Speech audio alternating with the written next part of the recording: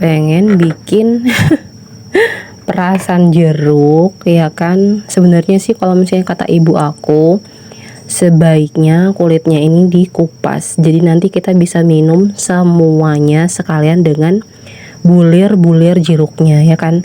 Tapi ini tuh sudah terlanjur diiris seperti ini guys. Jadi kita lanjutkan aja untuk diiris ya kan.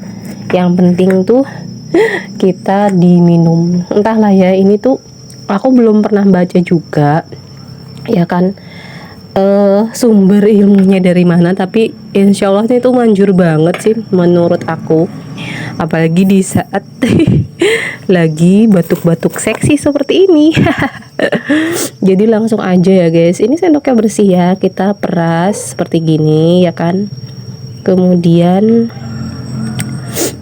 kita campurkan kecap. Kalau misalnya kata ibu aku sih bisa dicoba dengan kecap ya kan, atau dengan garam. Langsung kita nikmati. Bismillah.